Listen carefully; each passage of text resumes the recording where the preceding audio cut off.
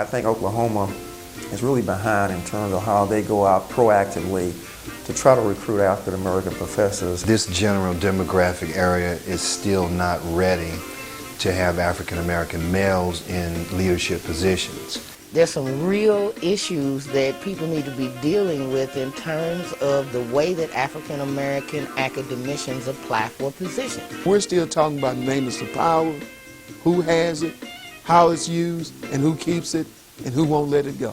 The first thing students look at when they visit a campus is they want to see people like themselves. Teachers that look like them, teachers that talk like them.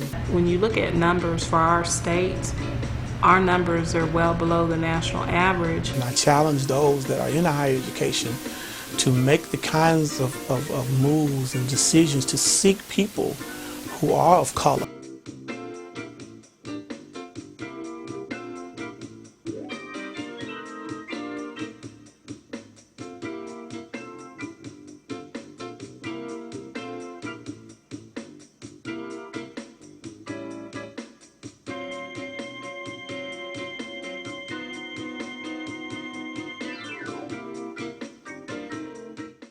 Higher education is an extremely important aspect of society. Several higher education institutions struggle to increase the diversity of its faculty from all white males to include women and people of color. The Ford Foundation, Chenoweth, 1998, released poll results from the Campus Diversity Initiative. The poll, conducted by DYG Inc., found that a substantial majority of Americans, 71%, think that diversity in education does more to bring society together than drive society apart. Additionally, 91% agree with the statement that our society is multicultural, and the more we know about each other, the better we get along. Schools, colleges, and Department of Education are under increasing attack for failure to address issues of racial diversity. Many colleges and universities encourage the promotion of diversity. Nevertheless, several administrators have demonstrated their lack of follow-through to diversify higher education faculty. The typical response to the lack of candidates who come from underrepresented groups is that there is a lack of qualified applicants in the pool. We hear it all the time. Knowles and Harleston, 1995, authors of a report from the American Council of Education entitled Achieving Diversity in the Professorate, Challenges and Opportunities, polled 11 universities regarding, as they called it, the pool problem. According to Knowles and Harleston, administrators may be aware of the techniques that can be used to attract and develop minority scholars, but they have failed to make use of them. According to Darrell Smith, professor of education and psychology at Claremont Graduate University, business as usual doesn't yield the diversification of the faculty, but interrupting, by focusing attention and being more intentional, does. The problem: the lack of faculty recruitment and retention of people of color across the United States is a major obstacle to the diversification of colleges and universities. Many students of color lack role models and faculty mentors who can relate to their cultural experiences. In addition, the literature lacks specifics that address the need for stronger procedures to diversify higher education faculty. There have been several studies that have addressed the problem. Many colleges and universities are making significant advancements in the recruitment and retention of faculty of color. According to a recent report entitled Outcomes of Diversification Issues, Stability and Change in Journalism and Mass Communications Faculty, 1989 through 1998, from the University of Georgia, at the current rate, many colleges are increasing their hiring of women and people of color. It will be 2034 before the faculty is as diverse as today's students. The report also provided quantitative data that suggests many questions asked that included: why were some programs more successful in recruiting minority faculty than others? If the characteristics of the university do not predict to success in diversification, what does? During 1993 through 2000, the University of Alabama increased the enrollment of African American students by 34% compared to peer institutions in the Southern University group that reported an increase of 3.4%. University of Alabama President Andrew Sorensen credits the growth in African American students to its recruitment and retention of African American faculty. In 1996, the university launched its own minority faculty recruitment program. During 1996 through 2001, the full-time African American faculty grew by 39%. The recruitment and retention of minority students and faculty has a synergistic relationship. The recruitment of minority students must proceed in tandem, and the success of one is at least partially dependent on the other. The purpose. Research about faculty recruitment and retention of people of color throughout the country is extensive. However, research is limited in many areas of the country, including Oklahoma. To my knowledge, few studies have been done in the state of Oklahoma on the recruitment and retention of faculty of color. Therefore, this study will analyze the current data and focus on the recruitment and retention of faculty of color in higher education institutions within the state of Oklahoma. Research questions are designed to explore problems and decipher possible solutions. How do faculty of color describe and experience the job search and interview process? How do faculty of color describe their experiences at institutions of higher education? How do faculty of color describe their experiences with students? The literature review.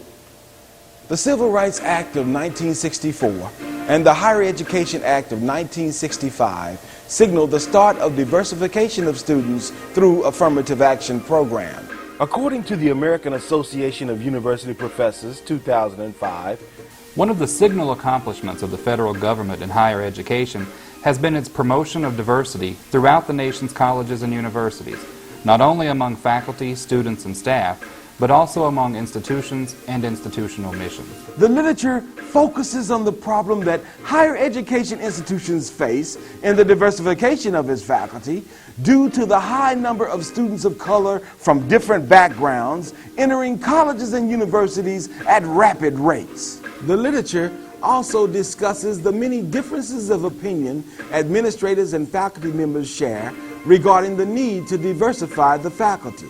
Additionally, the literature focuses on cultural misconceptions that may add to the disparity of diversity in education. And finally, the literature cites examples of how many colleges and universities all across the country are implementing programs that support the diversification of faculty and administrators in higher education. Even with soaring cost of tuition and high standards of admissions, several colleges and universities across the state of Oklahoma are facing increasing enrollment in students of color. According to the Admission Policy Impact Study 2002 from the Oklahoma State Regents for Higher Education, from 1991 to 2000, enrollment rates of minority first-time freshmen increased in all types of Oklahoma public higher education institutions. The results are students of color who need role models for guidance, mentoring, and social development in educational environments. Youngsters in their late teens constitute the largest portion of our student population. They need a comfortable learning environment, and they need role models on campus to show them that positions of knowledge and social and political importance is achievable by anyone. Smith and Tyler, 1994, in a survey of members of the Higher Education Consortium in Special Education, found that 20% of students currently enrolled in doctoral programs were minorities. Among the minority students, 45% reported that they might seek jobs in higher education, an average of only 24 per year in the next 5 years. Although students are entering colleges and universities at rapid rates, the representation of college faculty to reflect the diversity of the student population continues to be considerably low. Faculty members of color, who include African Americans, Hispanics, Native Americans, and Asians, are at a standstill. The 2000 edition of Minorities in Higher Education, the annual status report published by the American Council on Education, notes that 5% of full-time faculty are African American, 2.4% are Hispanic, 5.1% Asian American, and 0.4% are American Indian. Aston, 1997, states, "It is disheartening that higher education has not done a better job in recruiting and sustaining a more diverse group of people for its faculty rank. Feifel, 1997, found that if academic departments continue to teach the same thing, then it only follows that they believe only the same kinds of people can teach it. And the same kinds of people sometimes may include women and rarely people of color. some advocates against diversity initiatives argue that the diversification of faculty in higher education will damage the infrastructure of the institution. In an article entitled Politically Correct Hiring Will Destroy Higher Education by Aaron Wildovsky, 1994, he claims, if excellence in education is replaced by an ideology whose supreme value is diversity, the primacy given to gender, ethnic, and racial composition will have produced catastrophic consequences. In an article that appeared in the Chronicle of Higher Education entitled When Faculty Hiring is Blatantly Illegal, Roger Clegg, 2002, contends that affirmative action is another name for discrimination. Clegg says, hiring and promotion preferences are likely to get colleges into trouble. Such discrimination has many faculty enemies, and not just conservative ones. Springer and Bays, 2002, refute Clegg's claims of discrimination. Clegg inflames and misleads by equating attempts to increase minority hires with discrimination against those in the majority. Moreover, Clegg's arguments presume that opportunities are equal, which patently they are not. Several faculty members of color recognize cultural barriers that exist between themselves and their European American colleagues. Frequently, these cultural differences are seen as reasons why many job candidates are not selected for faculty positions. Colleges and universities post job advertisements in various publications in an effort to recruit diverse applicants. They often highlight the need for or strongly encourage minority candidates to apply. However, they rarely reference the importance, value, and more importantly, the meaningful contribution diverse faculty members bring to their academic institution. Several higher education administrators are grappling with questions on how to increase the disparity of minority faculty to minority student ratios in urban and rural areas. Women and people of color bring different, important, and competitively relevant knowledge and perspectives about how to actually do work, how to design processes, reach goals, frame tasks, create effective teams, communicate ideas, and lead. Many colleges and universities have done little to institutionalize policies and programs designed to enhance the diversity of its faculty and students.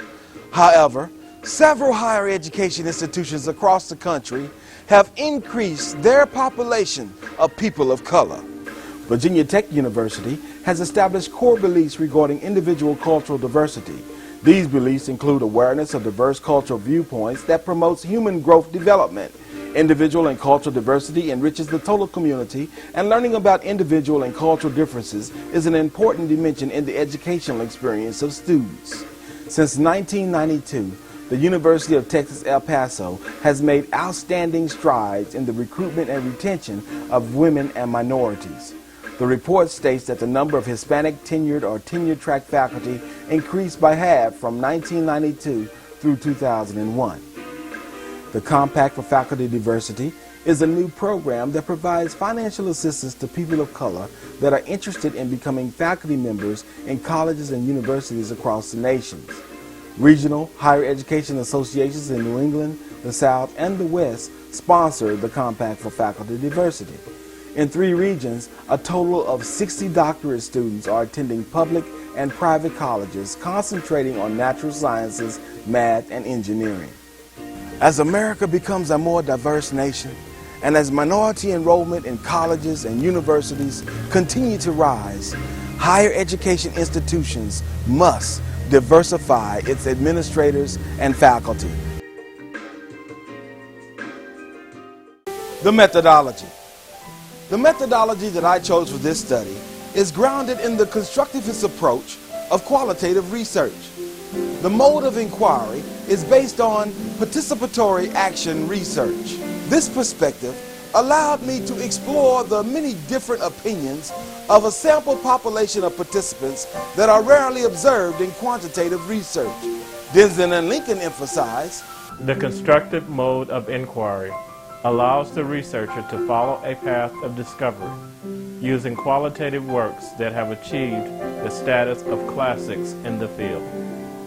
O'Brien defines participatory action research as learning by doing. A group of people identify a problem, do something to resolve it, see how successful their efforts were, and, if not satisfied, try again. Moreover, reason reveals the participatory action research strategy has a double objective. One aim is to produce knowledge and action directly useful to a group of people through research, adult education, and socio-political action.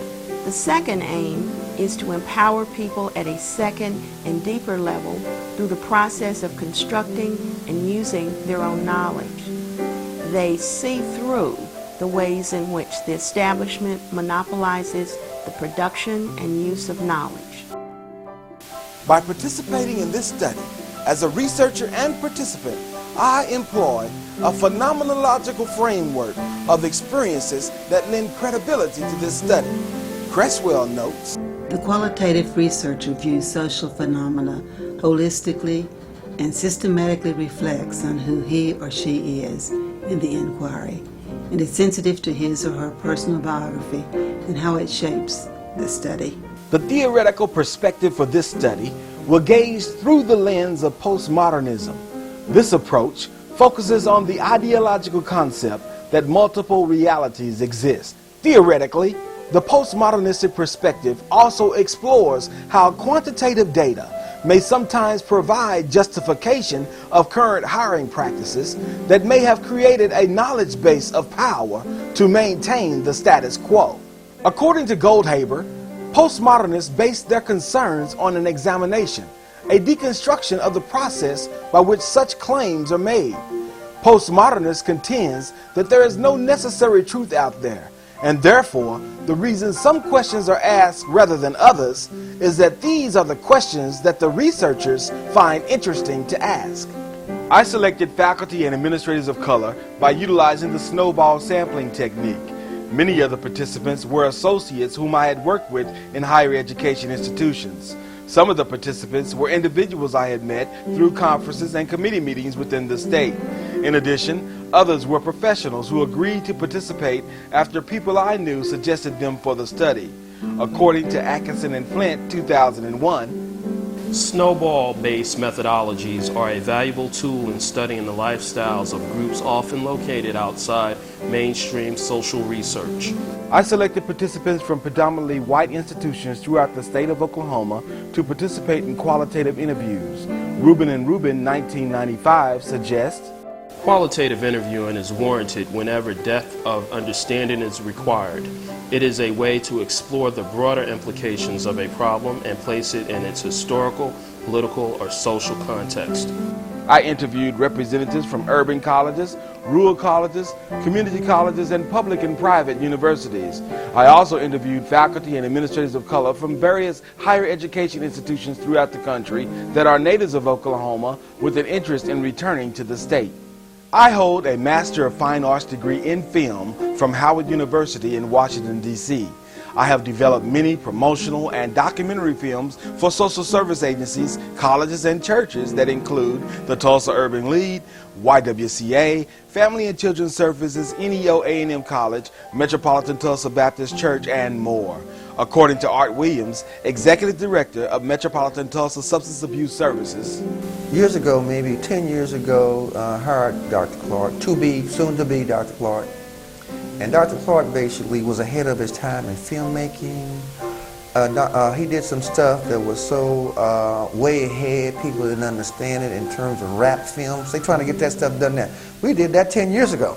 Individual and group interviews were recorded utilizing a Canon XL2 digital video camera and accessories.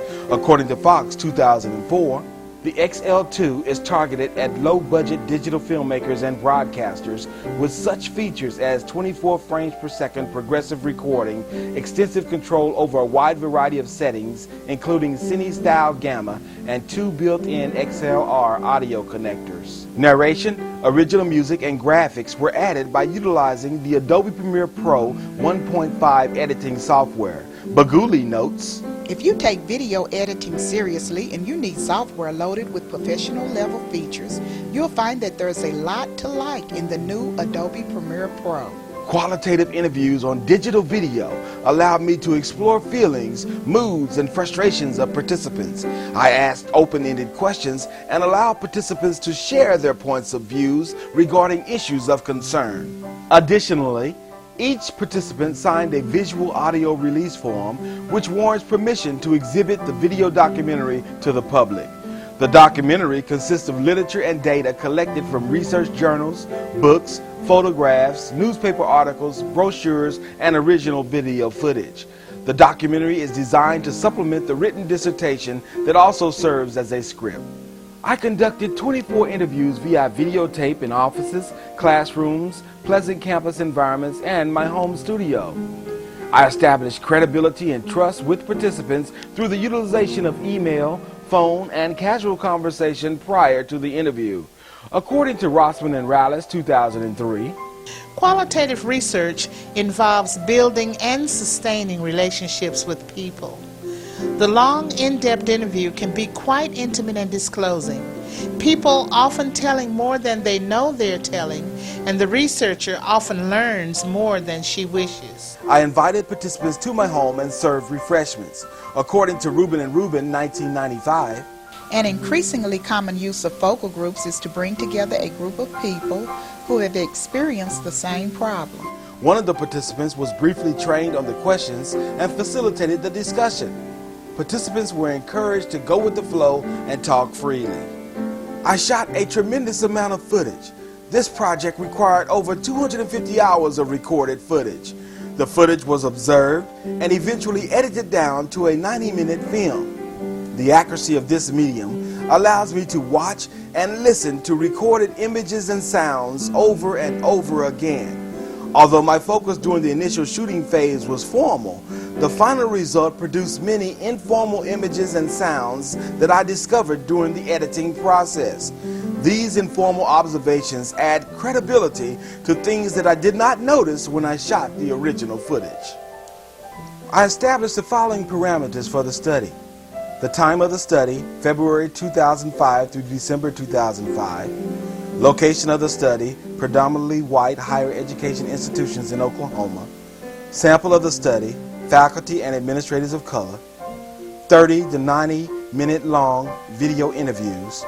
Observation of dailies over and over and over again with some transcribing during the editing process. A continuity editing script was developed. Video editing included written data, narration, voiceovers, talking heads, music, and graphics. Rough edits of the video were presented to the faculty advisor. Credits appear at the end of the documentary.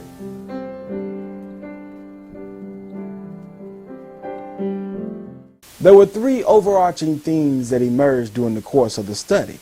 The first theme was acceptance. Participants wanted to be accepted by their peers within their higher education institutions. The second theme was frustration. There was a tremendous amount of frustration that participants shared throughout the course of the interviews. The last and final theme was what white people do or what white people think. It was interesting to note that when the camera was turned off, the participants shared a lot of information. However, when the camera was turned on, participants were really trying to make sure that they were being politically correct. There was a fear of losing their jobs or becoming labeled as a troublemaker. The data shows that there are multiple realities that exist among faculty and administrators of color.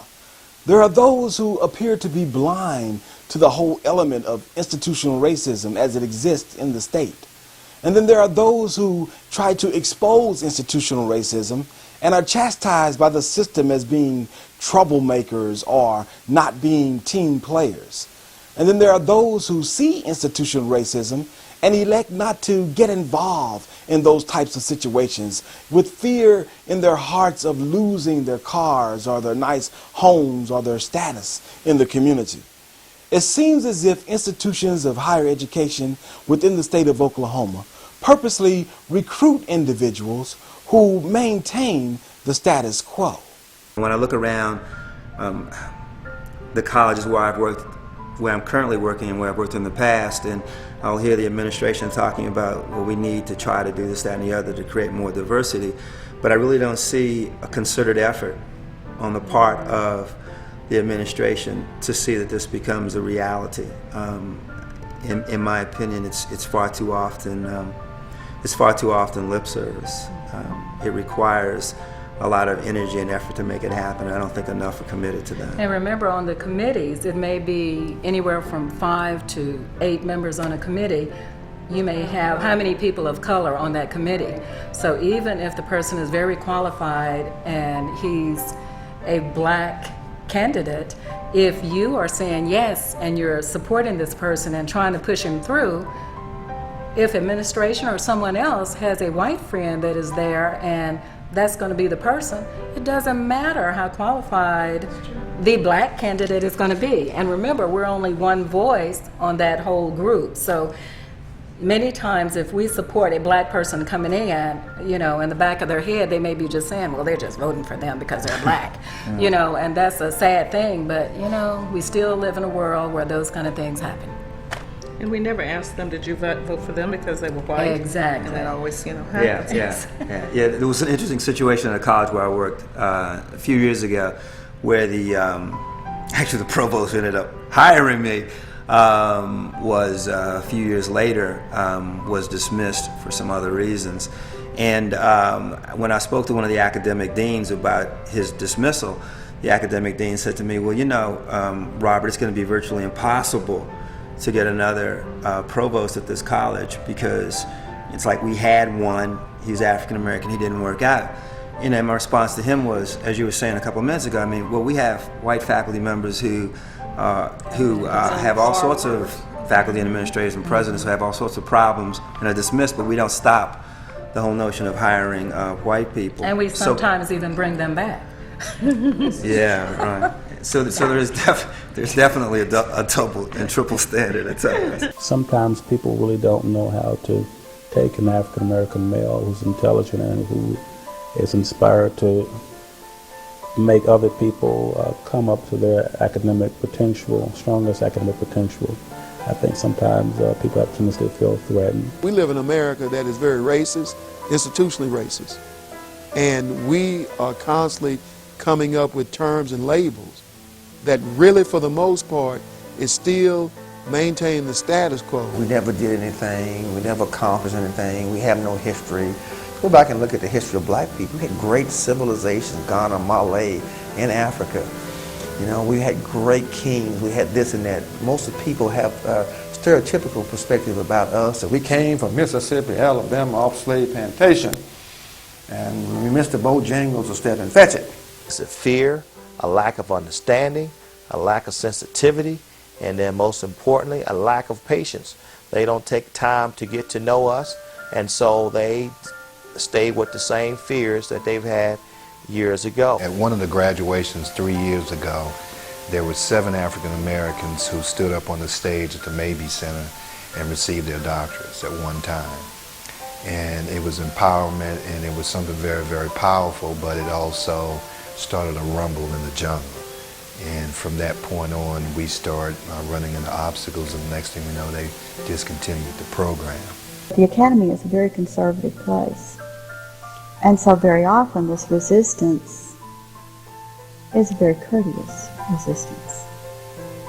And it's a very subtle resistance. Black students, but also white students, need to have that diversified faculty.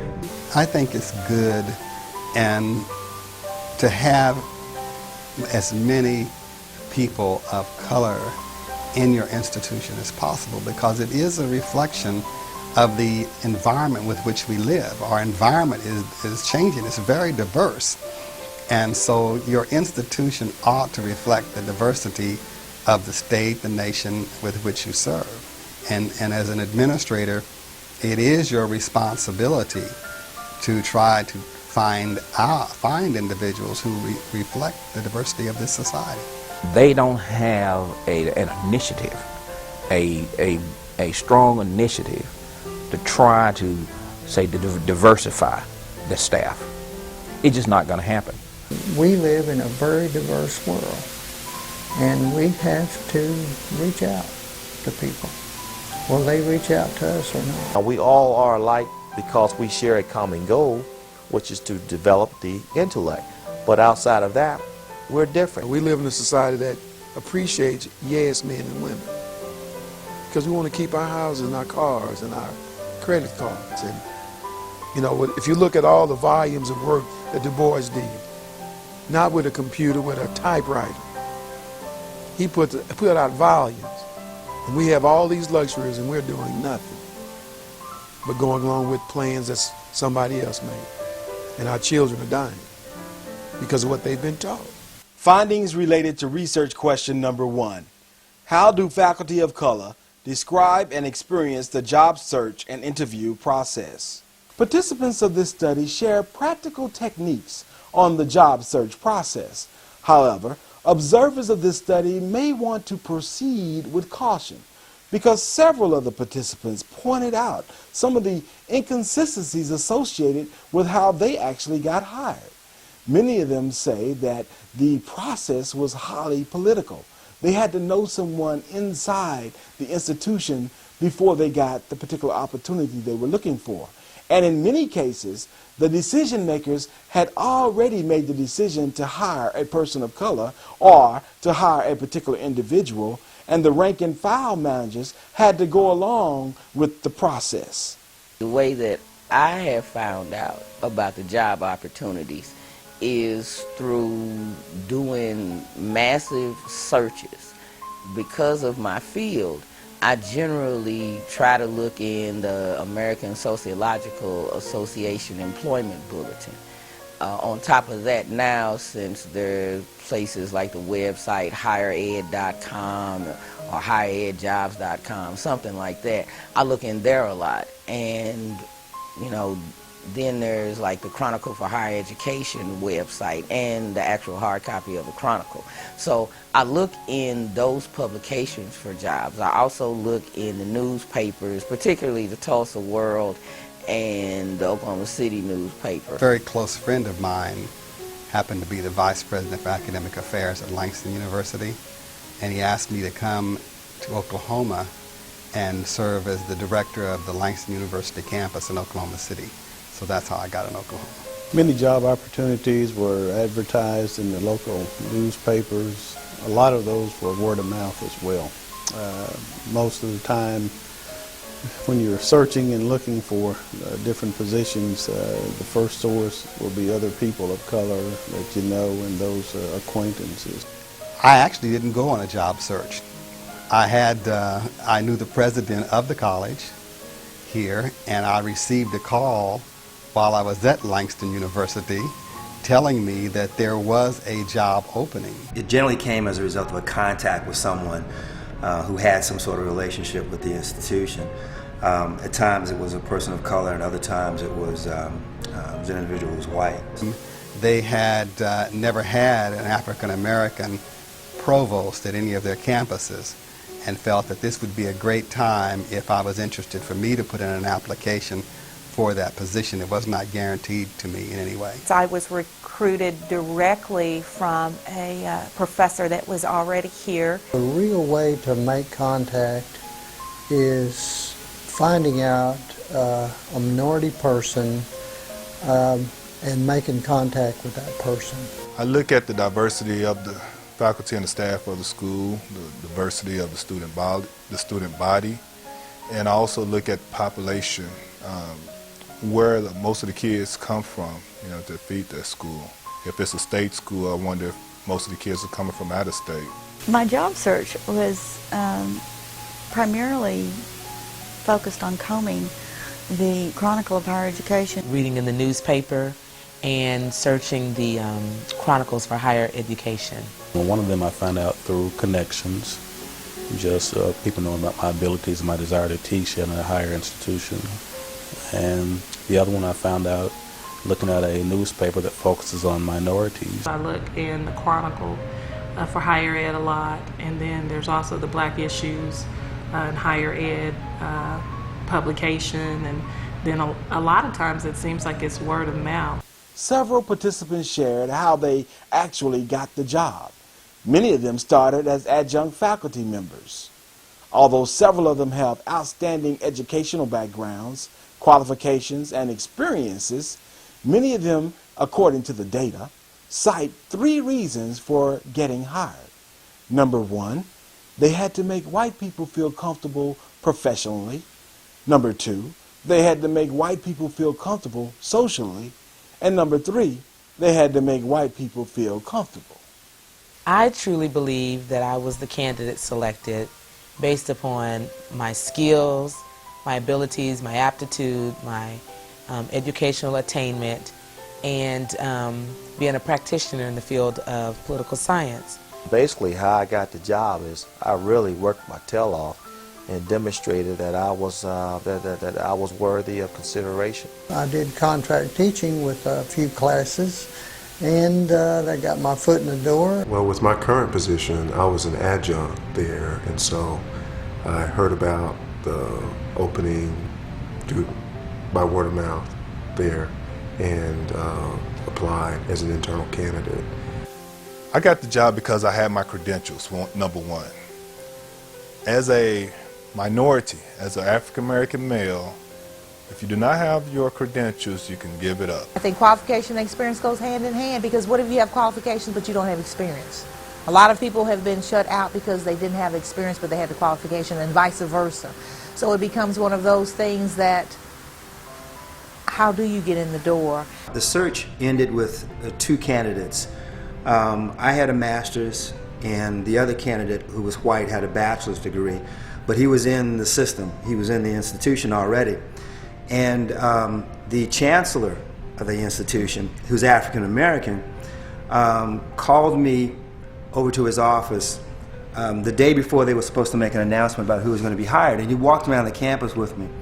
And he told me that he felt that I was the best person for the position, even though the committee, who was comprised of 5 white administrators, wanted to go with the person who was already there.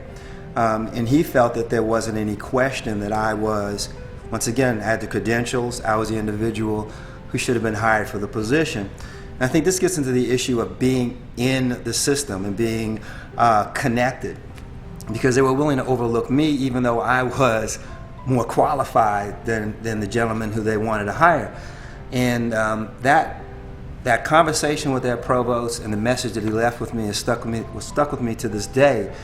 And I believe the message is that we as influential administrators and faculty members have an obligation to do what we can to see to it that individuals who are definitely qualified, because this business always comes about whether or not we're qualified. I mean, we have a multitude of qualified people, that we see to it, though, that we make the connections with the institutions and with those individuals to see to it that they get on board. I have applied for jobs at least 10 schools. And in applying for jobs at least 10 schools, I have gotten the interview at 2. And those are the 2 jobs that I have held. I filled out the application and sent in my resume, and next thing I knew, I was being called in for an interview, and I went through 2 interviews, and the last interview they said, okay, we'd like to hire you. I traveled for like the first 2 years as a field recruiter for, the university that I had chosen and was within the driving distance. And so, no, it wasn't necessarily what I wanted at first, but it did get my foot in the door. And so transitioning from being a field recruiter into the advisement just kind of transitioned quicker once I got in the door, but I had to get in some kind of way. You don't have the contacts to get in the system. You never can be at that vantage point, But at one institution, I had actually applied 6 times and was not, and again, at least in terms of academic credentials, I know two of the individuals who didn't have the same credentials I had. But when I finally got in on a part-time basis, then I finally was considered in the system. Right. And that sixth time I applied, being in the system, in-house, I finally got the position. Right. In terms of rejection, the data demonstrates several excuses given for not hiring persons of color. Some of those excuses include, we found someone that more closely fits our needs, or we found someone better suited for the position. The data also concludes that many European Americans are hired and are not qualified for the position. Nevertheless, the data also demonstrates that when faculty of color are hired, they must be qualified. Getting on full-time in any of the local institutions has been very difficult.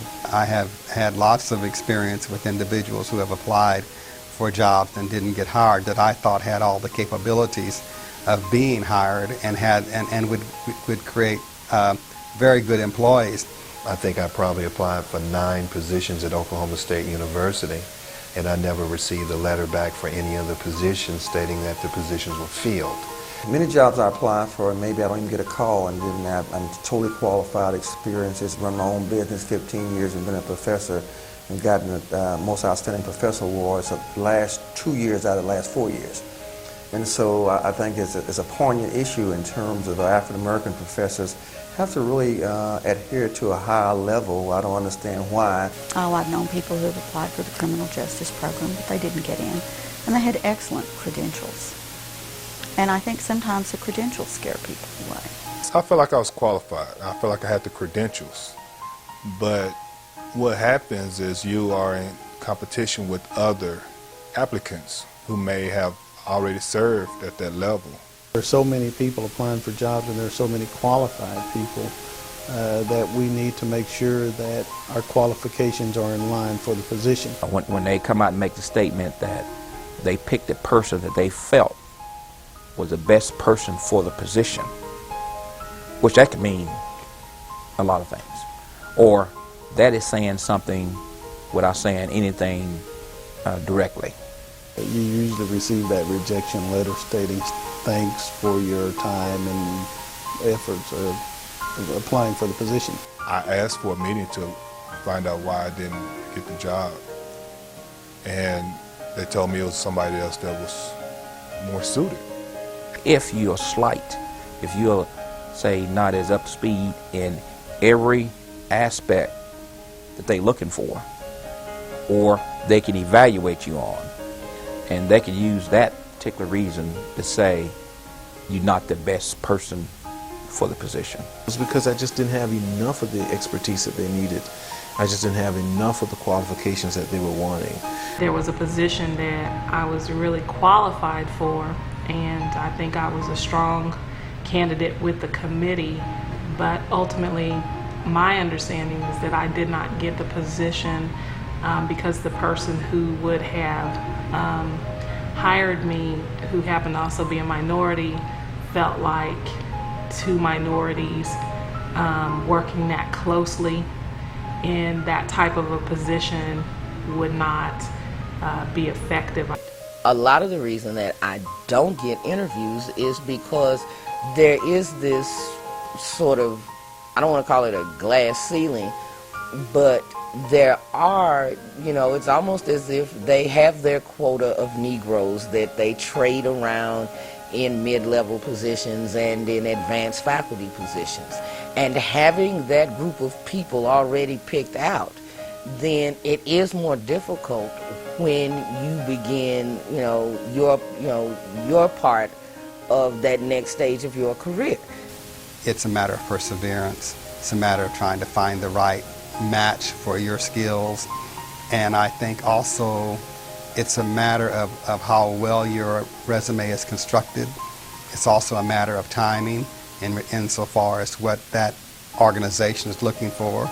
Once you're rejected once, I know it's You don't feel good about it, but you have to continue to pursue your goals and your dreams. And so you have to apply for other positions because that may not have been the time for you to get the job, and it may not have been a good fit for you. And so you have to continue to apply for those positions, although they're very discouraging.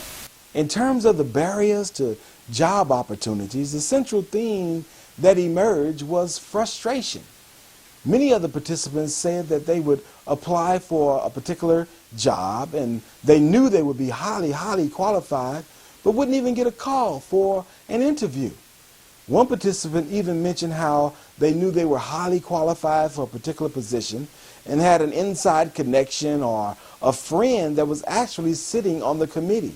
And when that committee member or that friend of theirs actually looked at all the applications, they found out that their person was more qualified than the people they were even interviewing. So all this adds even more and more frustration. Frustration, frustration, frustration. Well, I think the biggest barrier to employment opportunities is getting the attention that you really would like to have. A lot of times there's so many applicants that, to be honest with you, I just may have gotten overlooked a couple of times. Other times that I've gotten interviewed for jobs, the job that I was primarily going after, they gave it to someone else, but I interviewed so well that I was considered for other jobs. It's hard to know exactly what those barriers are, but you see some opportunities that you thought would pan out, and you know they don't even wind up with an interview or a telephone call, and so you don't always know why, but you realize that something's not measuring up with what you have on paper versus maybe what they're looking for. Some of the issues I think are more covert and subtle now versus being overt and in your face now in terms of African American professors. Does it upset me? Of course it does, because you really shouldn't have to look for a job in academia given the problems that we have in education as much as I know many black people do. When I graduated, I told my chair, I says, I'm glad I'm getting ready to graduate with my doctorate now because things will start, other doors will start opening up and things will be easier. And he started laughing at me and says, well, things are going to be a little bit harder. Sometimes as a black male, being too aggressive, being too assertive, I'm not sometimes humble enough. I don't go in with an attitude that whatever you have to offer, I'll do it. And then realizing that I don't have to be a clown, I don't have to tap dance, and I can be an academic, and it'd be only what is required of the job. Too often, we have to be the comic relief. We have to make people comfortable if we want that job. And after a while, I think that if people can't accept you as you are going in, to go in some other way and try to change and be what you are, it upsets folks. So this is who I am. Many of the barriers that I was confronted with dealt with me being from the outside. I had lived in D.C. for a number of years, and then moving back to the state of Oklahoma, usually people saw that as a Yankee coming to the area of Oklahoma, having not have had the experience that they wanted me to be in this region, but they really didn't look at my experience holistically. They only just saw what I had on paper or whatever I produced to them physically. The reason that not just me, but an awful lot of African Americans don't get the interview is because of the way that they package themselves. And now I'm speaking again from being on search committees. My grandmother always told me that neatness counts. And I think that one of the things that an awful lot of professionals, period, whether they're black, white, brown, yellow, or red, don't have anymore is a sense of decorum as to how it is that you present yourself professionally. Sometimes it's hard to get past the interviewing process, the application process, not the interviewing process. I recall several times making applications for jobs and never receiving an interview. You just, most of the time you stood by the mailbox waiting for the rejection letter to come in stating that thanks for applying. So, but there were many barriers, and most of those, I think it's important when you make application, some information that you put on your application can tell who you are. You know, there are questions you can't ask on applications, but the people can look at your applications and determine what race you are. And I think sometimes when those are determined, they could be factors for you not being getting an interview. Although many people of color will tell you they were hired because they were the most qualified person for the position, the data demonstrates that actually many people of color are actually hired because of their race. There could be several things that the institution is trying to do. One of those things is to be trying to increase the diversity, to make it more reflective of the student population. In some cases, the administration has already made a decision to hire a minority person. It could be a grant-funded program where that particular person has to deal with a lot of minorities, and many European Americans wouldn't want that type of position because they would have to go into areas where there were a lot of minorities, so they would be looking to hire a person of color in that particular position. And in many cases, the person of color who's actually hired, even though they may become a token, have to sit on committees and be the only person on the committee, they really want to be accepted. I found that in this particular study, so many of the participants wanted to be accepted by their peers in administration as well as the faculty. I have known a number of instances where the reason that the person got the position was because the person was of color.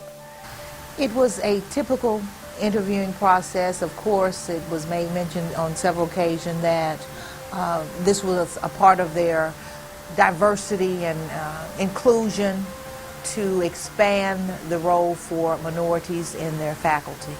They was needing to diversify the staff. So I'm saying I just happen to be at the right place at the right time. They may have been recruited because they were black, because they were trying to fill a particular need at a particular institution. As you know, right now, a lot of institutions are basically primarily white employees at the very top. But at the same time, they have a desire to hire some qualified African Americans, and so those African Americans who apply for those jobs that I know of, they were able to get those, but not basically because they were black, because at the same time they had some excellent qualifications and some experience to go along with it. Naturally, when you're talking about trying to meet government regulations, there's always the time of people being hired because they're black, not because necessarily that they came with a sense of being an advocate for creating conditions that's conducive to other black students, black professors, but they were hired because they were black, not because they were there to do something. So you can get the positions, but you can oftentimes forget who you are because you're trying so hard to fit in and meet the criteria of the institution. And so you may not be as willing to seek and create a pipeline for others who look like you, or others who've gone through what you've gone through. You don't find men and women like Derek Bell who left the university, Harvard University, because they refused to hire women in key positions. He left. He was a tenured professor. You don't have those kind of men and women who will risk their careers just to make things right for somebody else. And Anglo began to question me, and one of the questions he asked was to test whether or not I was really Choctaw. And I had a kind of knee-jerk reaction to it, and I refused to talk to him and about that. But I did talk to him about other things within the discipline. At the time, they were, I think, looking for people who were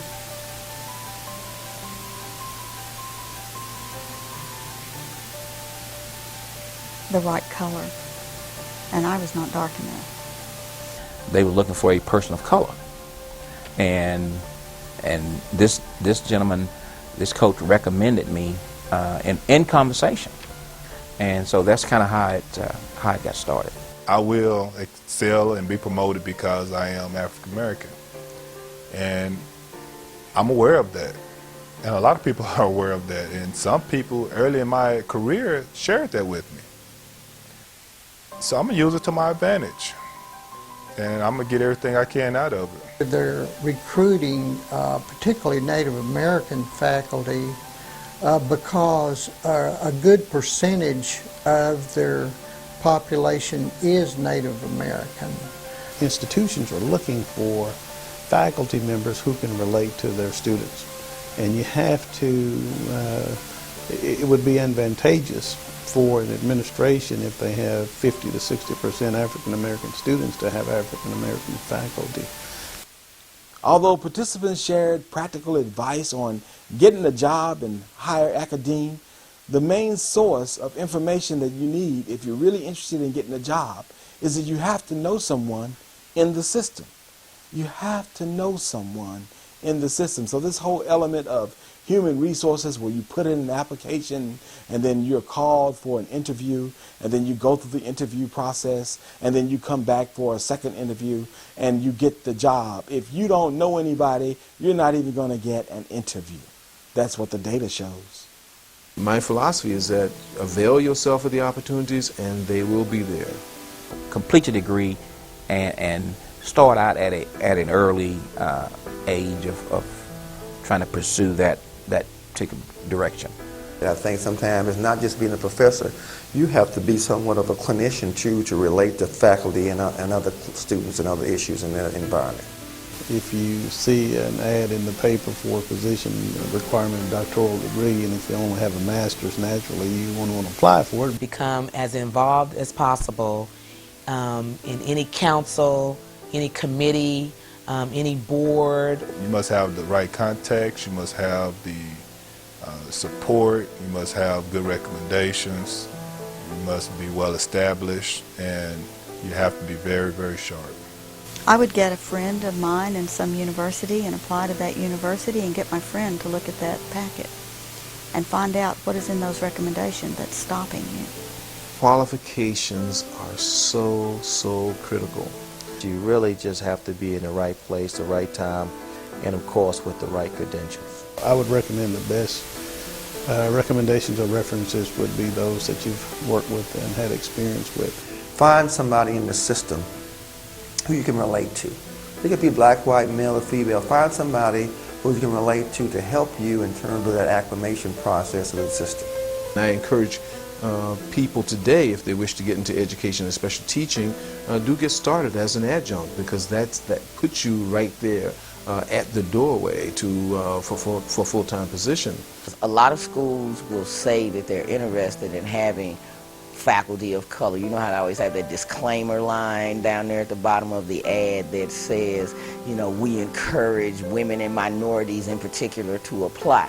And a lot of times I look at those types of jobs, and when you see where they are geographically speaking, you know there probably aren't very many black people around there, so I usually try to stay away from applying for jobs like that. Our white colleagues can pick from any place in the state. There's always an opening for them. We've got to consider the location of the college, housing, the accommodations, the reception, our families being in areas where there may not be anyone who looks like you. And if you are there, what kind of social life, community life do you have? People need to be aware of it's not stress me and I so much. People are looking for team players. They look for people who will come in and be able to contribute to a team. And if you come in an interview stressing what you've done and only you've done alone without the assistance of others, you can easily be eliminated. The other thing is people need to be aware of the language and that they use during an interviewing process. It's very important to be able to communicate and speak well with those committee members. Another factor is you have to come to the interview prepared. You have to have done some research about the position you're looking for, the position you're pursuing. You have to also dress appropriately when you come to an interview. If you come dressed inappropriate, it sets the tone for a negative interview. Don't give up. Continue to strive and push forward and keep the faith. Findings related to research question number 2. How do faculty of color describe their experiences at institutions of higher education? In terms of working in the minority, the data reveals that several faculty and administrators of color are concerned with what white people do and what white people think. There could be a meeting or a workshop where there are 2 or 3 persons of color together, and if they sit together or if they communicate too long with each other, there's this concern that, white people are going to be thinking that we're going to do something or we're going to be trying to do something, so we can't talk to each other. We can't communicate too long, and we have to watch that. We have to be careful about that. But many faculty administrators of color also go into a meeting, even if they're the lone person of color, with the idea that I am here to do a job, and I'm going to do the best that I can to do that particular job. But there's still this concern of being accepted and understanding what white people are trying to do or what white people may be thinking. As an African-American male, you can't afford to not get along with people. Developing support from your peers is just a must. In my own mind and in my own opinion, I have very good relationships with faculty and administration.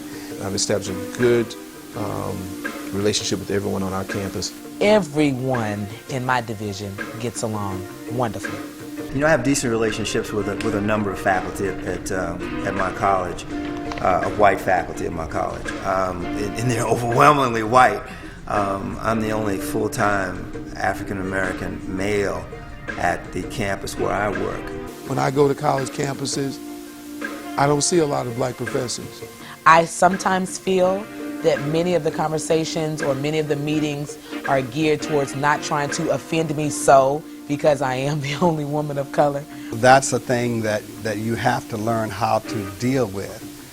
You're going to be in the minority based on what you do in an organization. And the more education you get, the more you get out there, you become smaller and smaller and smaller as far as so you're sort of used to being the lone star. When I was at OU, I had only one black professor in 4 years. The African-American professors who came, they often didn't stay long. They took positions at other campuses. I don't know. Every time I think I'm pretty much, I guess, emotionally mature enough to deal with situations, there'll always be that thing that gets, sprung on you that is just kind of ridiculous. And I had a faculty member call me up, and he said, "Are you the minority overseer?"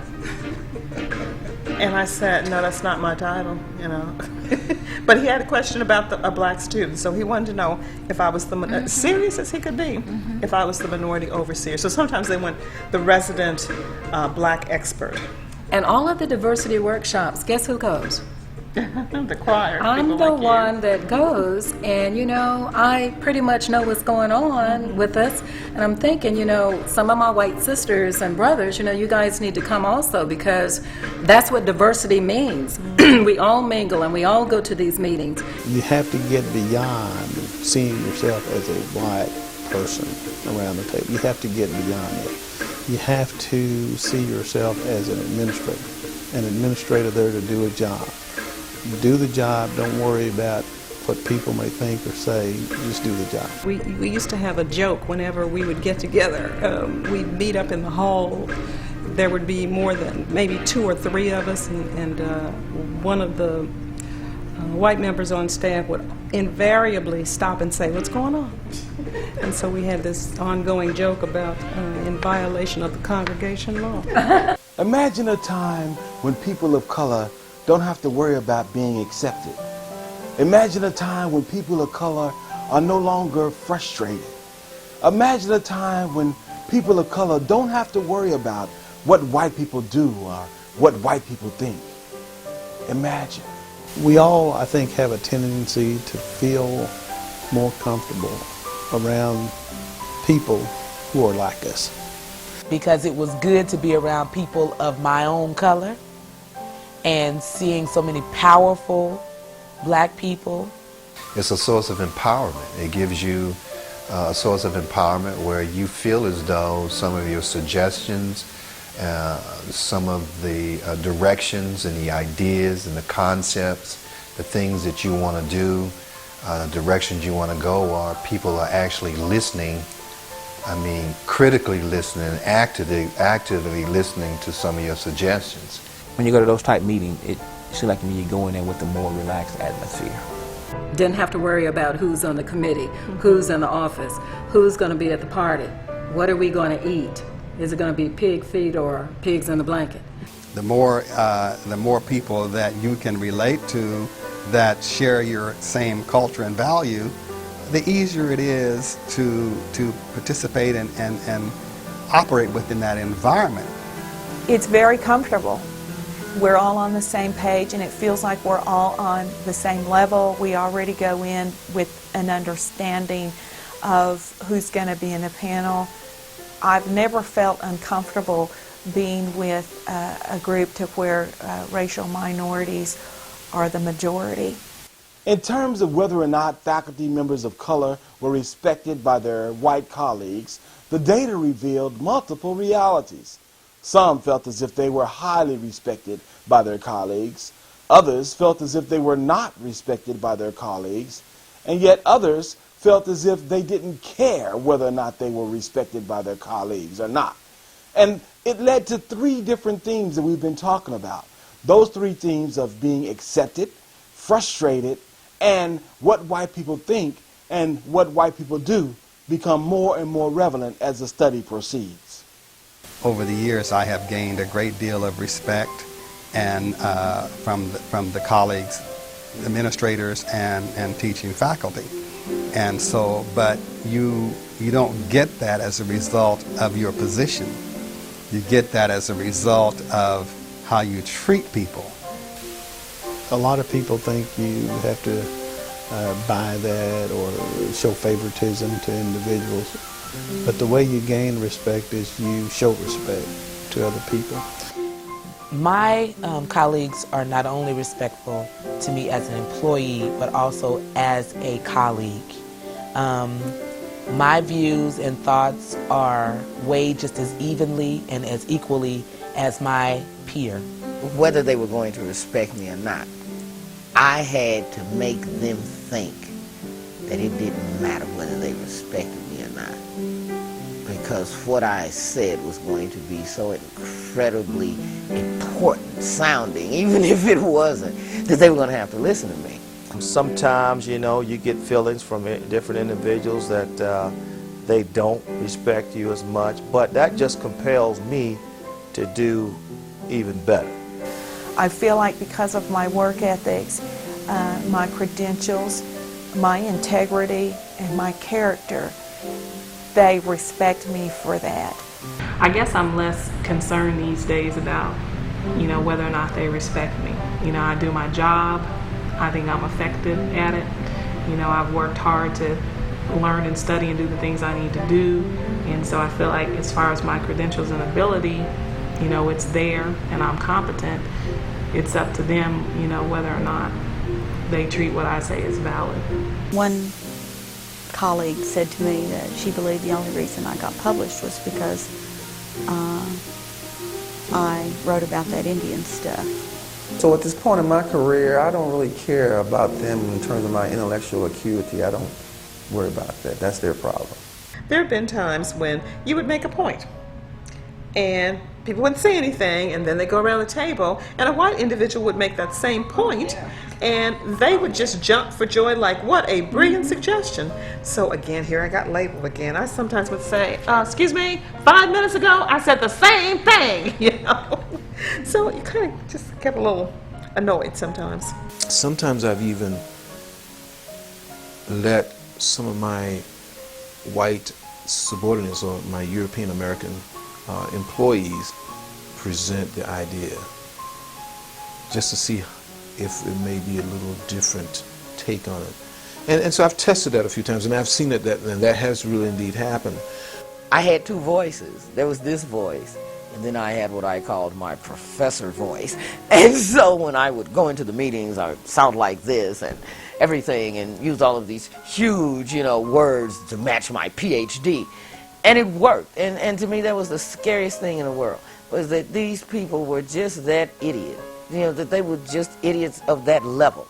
In terms of the socialization process, the data revealed multiple realities that exist among faculty and administrators of color.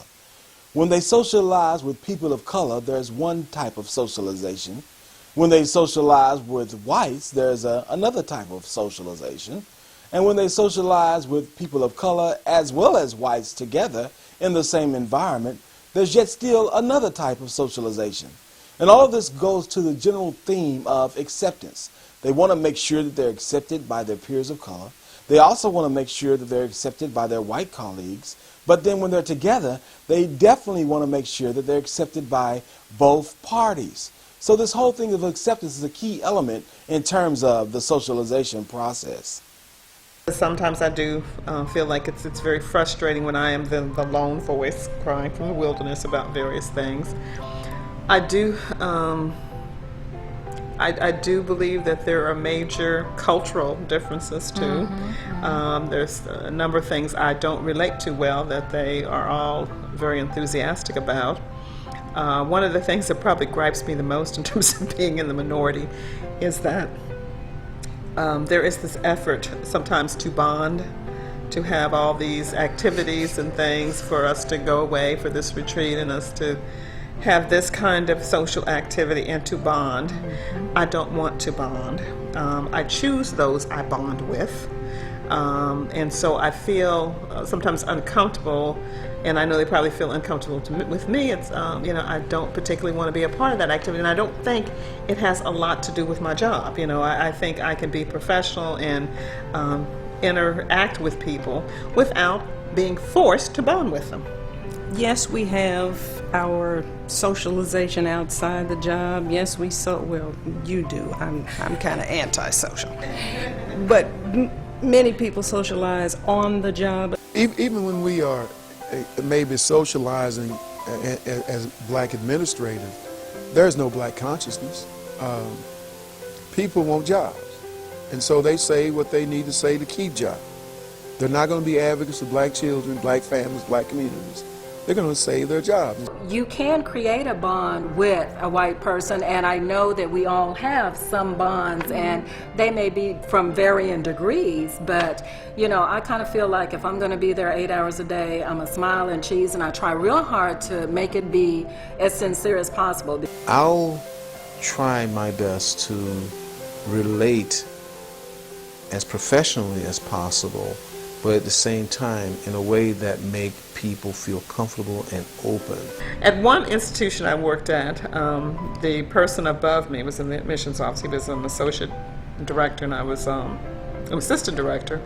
And he would have fairs out to his house just about every other week.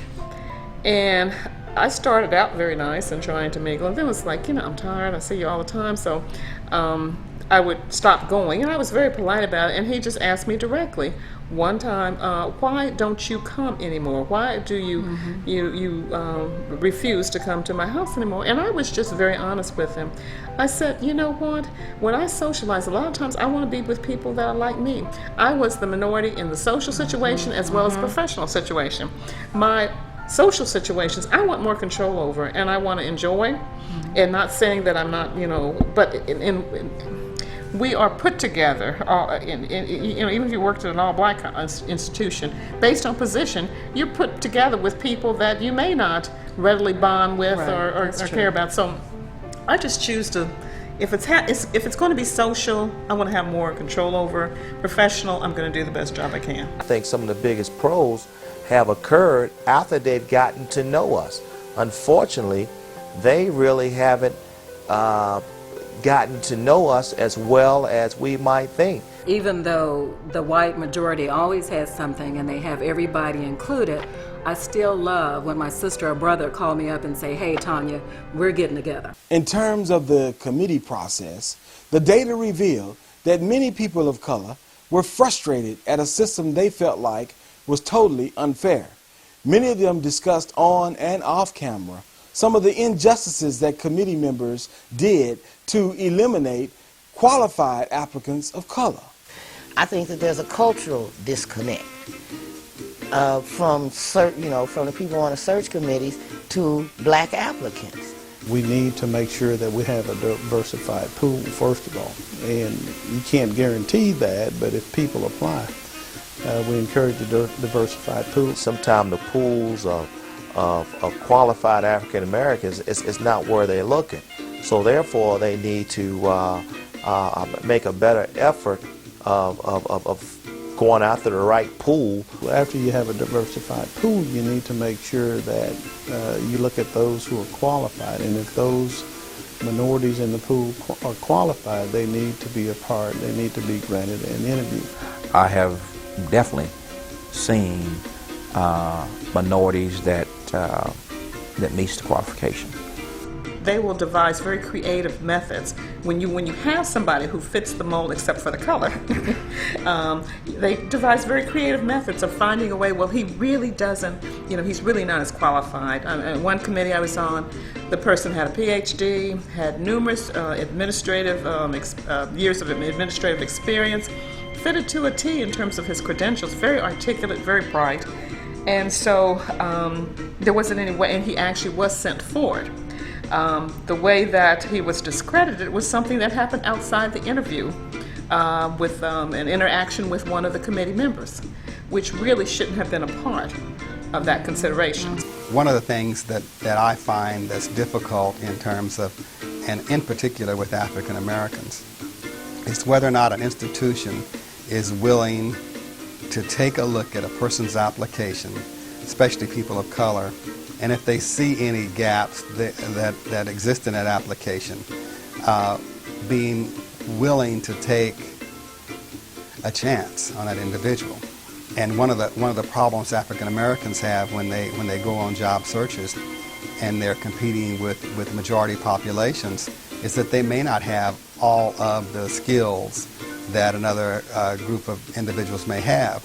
So then it comes down to the institution, whether or not the institution has a commitment to hire people of color, and are they willing to take a person who maybe don't have 100% of what you want, but has all of the values, the character, and all of the things that you want in that individual, and take a chance on them. And that's where I find the committee process breaking down. The committee process breaks down in that the committee tends to look very restricted at certain criteria.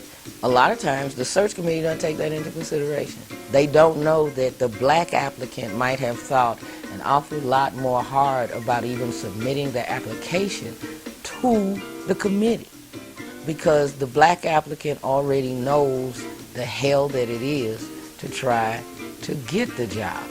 I recently sat in on a search committee at the institution I was previously at, and there was a candidate, and she was Native American, and she dynamite on the paper. In fact, she's one of those people coming in that, you know how you kind of categorize and you think this will probably be, she'll be somewhere in the top 5, and when she came in, I continued to be impressed with her. And, I did notice that her dialect was a little, thick, and, I don't know enough about language to fully describe it, but I guess she wasn't speaking the Queen's English, for lack of a better word, but she was articulate and you understood what she was saying. But, the minute that she left, the feedback from the committee was just, oh, you couldn't understand her, it's just horrible. And to me, it just seemed like a like an over-exaggeration. You know, I mean, it was quite obvious, but it was almost quaint because the way that she spoke kind of took on the dialect probably from the area she was from, and it took you a minute or so to adjust to that, but once you did, you could understand her clearly. And again, she was real articulate, clear on what she was saying, real responsive, but I mean, they just kind of ate her lunch. When you go through a committee, you know, everything is based on a vote. And to me, as best I understand it, they didn't have enough votes is the reason why they didn't get the job. Now, in a lot of instances, I didn't think that was right because I thought they were highly qualified for the position and should have perhaps gotten a job. But here again, I wasn't one of the voting members, and consequently didn't have the opportunity to vote, and naturally the person who was applying for the job didn't get it. One of the people on the committee came to me saying, well, we didn't send that name up. How did that name get sent up there? And I said, we didn't have names. Remember, there were no names on the application. Well, I just don't understand how this person got sent up there. And so I started relating, well, this person has a PhD, 2 master's degrees, 20 years of experience in higher education. Perhaps that's how she got. Well, I just didn't think that yet she voted for her before she knew who that person was. A lot of times I haven't gotten any more interviews simply because the makeup of the search committee is such that being able to discern what's going on from what people present on paper just never happens to them. It is a real cultural disconnect. Findings related to research question number 3. How do faculty of color describe their experiences with students? In terms of working with white students, the data revealed that many faculty and administrators of color have positive experiences. Nevertheless, there are times when faculty and administrators of color have to overcome preconceived notions that white students bring into the classroom as well as into the institution. Students as a whole may have some preconceived notions about what an instructor is when they walk in the class on the first day, but that will change pretty quickly depending on the instructor and how that instructor relates to the students. But you have that small minority of students who still have a problem with, who's actually giving them instruction. I've had some cases where I could tell they were shocked that I was a person of color, or that wasn't something they expected. 99% of my students are white, middle-class suburbanites. I have had students who have said they've never had a black instructor. I had one student who said she had never seen a black person. I have experienced racism from students who were younger than me and some that were older than me. Many of the students that I had those experiences with were very quick to tell me that they would not be receptive to a black woman telling them what they needed to do in a class. What I find interesting is when the parents come, like a white parent will come with their first time white child from, like you said, the upper middle class area, and you can see the look on their face. As I'm approaching to get the next student and they see they have to talk to me, you can see the look of, do I have to talk to that one? And I've seen a couple of times where they'll say to my clerk, can we go back downstairs? Once they begin to visit with me, they have a tendency to forget that. It's like, oh, he's able to speak and he's able to communicate. He's different.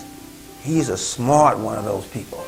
And I said, what kind of those people? Alien or Ninja Turtle? Well, we're going to go into what kind of people. He's different. He's, he doesn't seem black. He doesn't seem black. He doesn't act black. He's intellectually astute. He's very candid, and he doesn't look black. He looks like an Arab or something. And I said, yes, I'm black.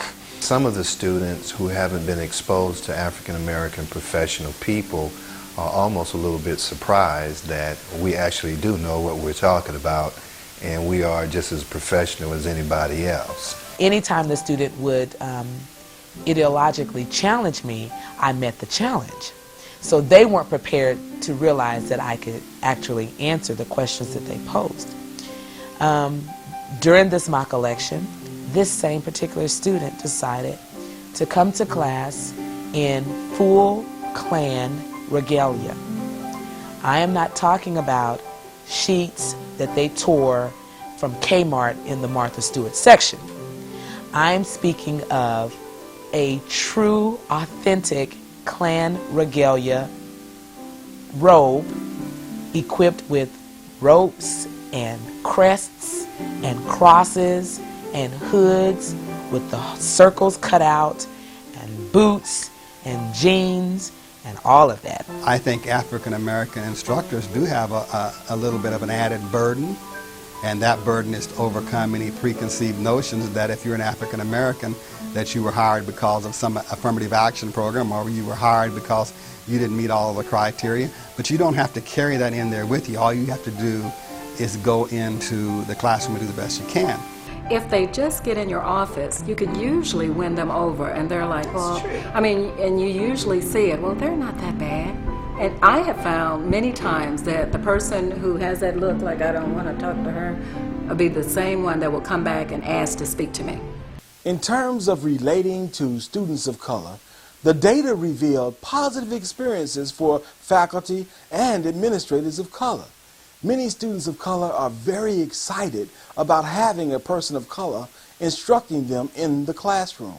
Nevertheless, some students of color have lower standards and expect to be given A's and B's without doing the type of work that's necessary at the college level. Several participants shared experiences of how they've had to raise the standards of students of color to a higher level to make sure that they could be the best that they could be. In the classrooms, you're going to always have individuals who have an expectation of getting something for nothing. And I think one of the things that African American instructors face with African American students or students of color is that they think that if they come into your class, they have an automatic A. And they come in with the attitude of, give me everything that I want, and I want an A, and I don't want to work for it. My African American students especially respect me because they can't play me. You know, they'll try to play me, and you know, I draw the line, and usually once we get past that, it takes 1 or 2 days, then they're cool. You have some students, you have to stress that we're going to be fair and we have high expectations for their success. Native American students, they try to play me also. And they think, all right, you know, cool, she's Native American, so I can let my papers slide, I can turn them in a little bit late, you know, I can come to her, and they find out that the rules are the same for everyone. So I think many students who come back to a second or third time expect, not all, that, well, because I'm getting ready for Social Security, you should give me an A. Okay, in other words, I've been doing this a third time, and I like you, Dr. Williams, but I should deserve an A. I said, well, you're doing C, work. My Caucasian students, I think what they find of having a Native American or a minority professor is that I don't give special privileges to anyone, but I also make allowances for special circumstances that they may be personally encountering. They find me approachable, and that's a good thing because that helps me to work with them, and I think they all find me approachable. And the words firm, tough, but fair comes out a lot as far as the evaluations. Students of color, when they walk into a classroom and they see an instructor that is of certain color, I think they're pleased.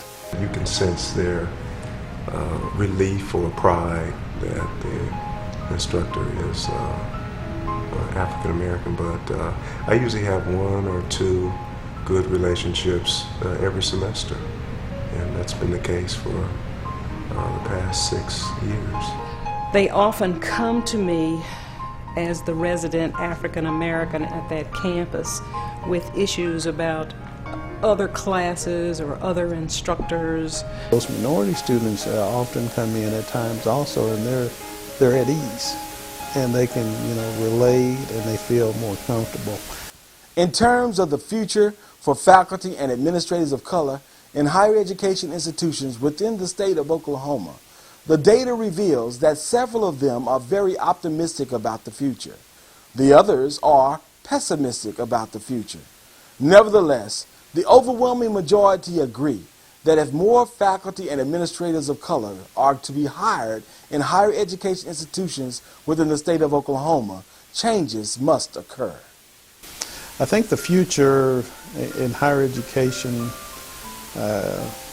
it's looking better. At the same time, it's taken a long time for a lot of people of color to get into higher education, the faculty.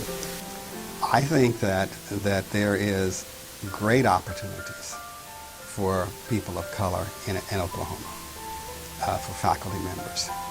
I see in terms of minorities going into higher ed, it will not be African American males, definitely, and there will be more females. It's very frustrating looking at the absence again of people of color, and again African American males, females, etc.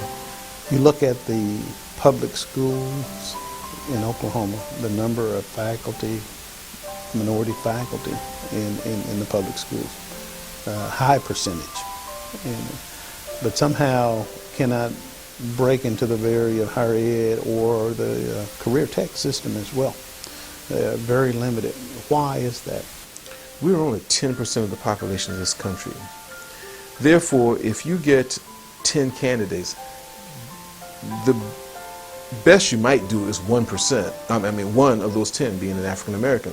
Where the problem lies is that we as a group of individuals, African Americans, aren't presenting enough qualified people to get the positions. Our role is not that the institutions won't hire them. It's presenting institutions with qualified people of color and putting institutions in a position to where they can't say, I can't find anybody of African American or Latino or Hispanic descent to teach these classes. That's a fault of the African American and people of color's community. We have to make institutions turn us down.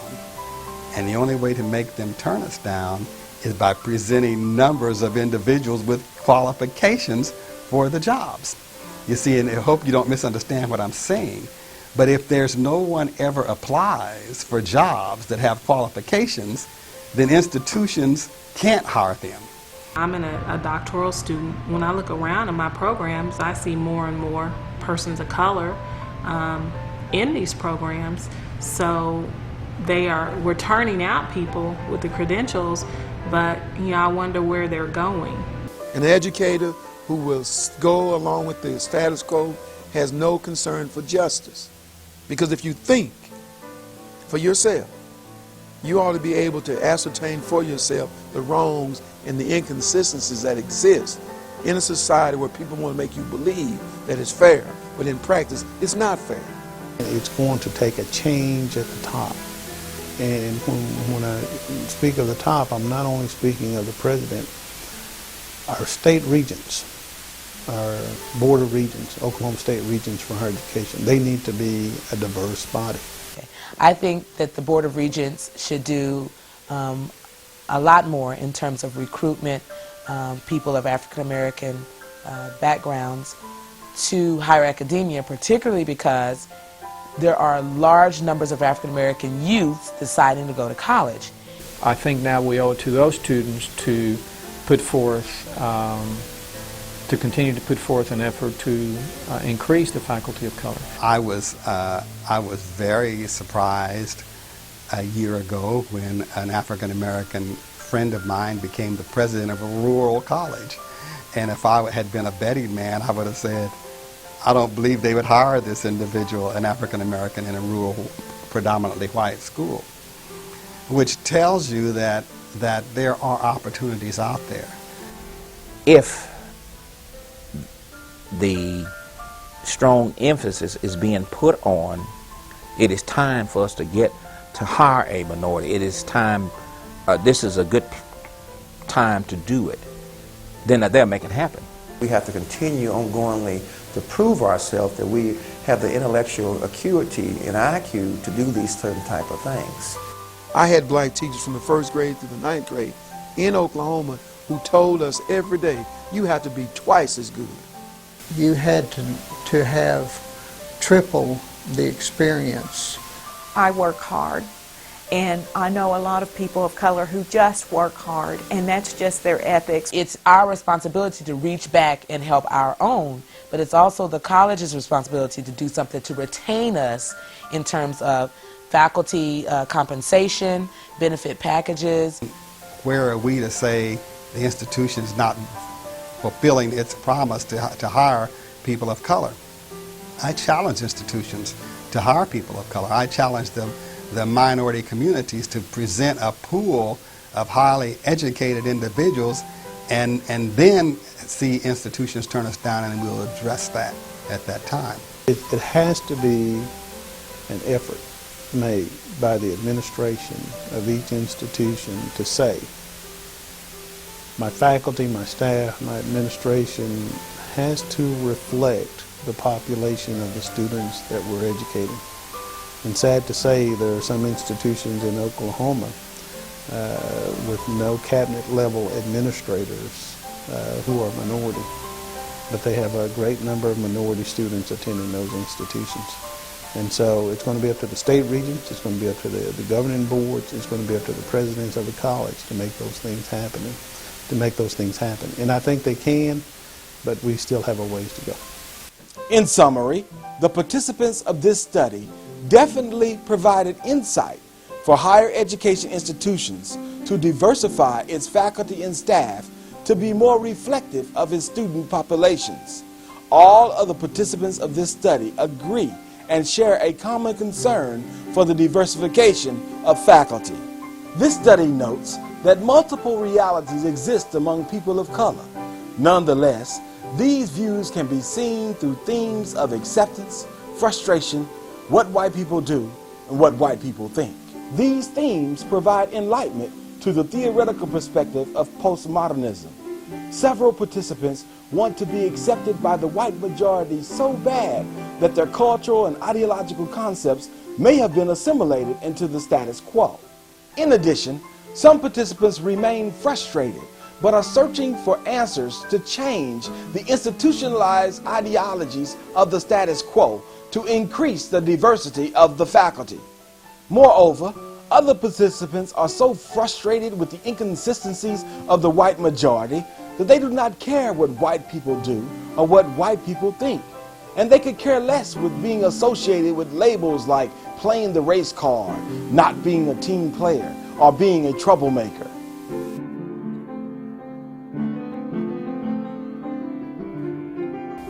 All of the participants of this study supported the need for colleges and universities throughout the state of Oklahoma to increase the representation of their faculties of color.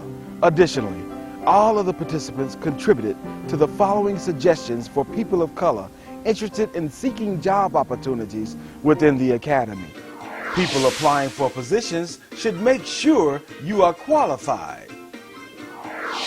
Make sure your application is neat and professional. Make sure you research the institution of consideration to determine if it is a good fit. Applicants granted interviews should discuss the necessity of being a team player. Applicants granted interviews should present themselves in a professional manner in terms of dress, speech, and behavior. Try to network effectively with others in the know for word-of-mouth opportunities. Get involved in community activities, committees, boards, etc. that have an interest in the institution of consideration. Seek out possibilities of working as an adjunct faculty member. Recognize rejection, but stay encouraged and continue to apply for positions. If rejected frequently, reevaluate approach and let trusted faculty members offer suggestions for modifications. Monitor newspapers, periodicals, and websites that list employment opportunities in higher education. Participants contributed to the following suggestions for the powers that be, that include community members, the governor, legislators, regents, administrators, and faculty members who participate in the selection process of applicants seeking employment in the academy. Governors and legislators should select people of color as regents to the Oklahoma State Regents of Higher Education. Presidents of colleges and universities should be held accountable for the diversification of their administrators and faculty to reflect their student populations. Presidents and administrators should reevaluate the need for and/or possibly eliminate the committee process in the hiring of future applicants. Administrators should make concentrated efforts to recruit and retain people of color. Administrators should be held accountable to follow best practices for hiring and retaining people of color. Administrators should increase budgetary expenses for advertising and publications that cater to minority readers, travel and lodging costs for potential applicants, and other needs as necessary. Administrators should provide funding for related moving expenses for applicants out of town, faculty housing at reduced rates, and benefit packages comparable to other regional higher education institutions. Faculty mentors should be assigned to all new hires in order to help them become accustomed to the culture and the community of the institution. As an African American male employed in predominantly white institutions for the past 9 years, this study is very significant to me. Additionally, the literature supports the importance and significance of this study. The importance of this study as a documentary film has national implications. This study could provide those in positions of authority with specific examples on how to diversify and retain faculty of color. This study may also enhance the knowledge of higher education institutions seeking to diversify faculty and administrators. This study may also serve as a catalyst for future studies in order to explore the ideology of recruitment and retention of faculty of color. Although there may be some people who disagree with the diversification of higher education faculty, the current literature has a higher percentage of scholars, faculty members, and administrators who agree that the diversity in the academy is very important to the future of higher education in the United States. Colleges and universities throughout the state of Oklahoma should increase their efforts to diversify their faculty as well as their student populations. As the United States of America becomes a more global community through the use of technology, the need for educators to understand people from all walks of life will enhance the educational experiences of everyone. Oklahoma colleges and universities are following the guidelines that have been established by its regents of higher education. Nevertheless, more emphasis regarding the implementation of faculty diversity will allow changes to occur.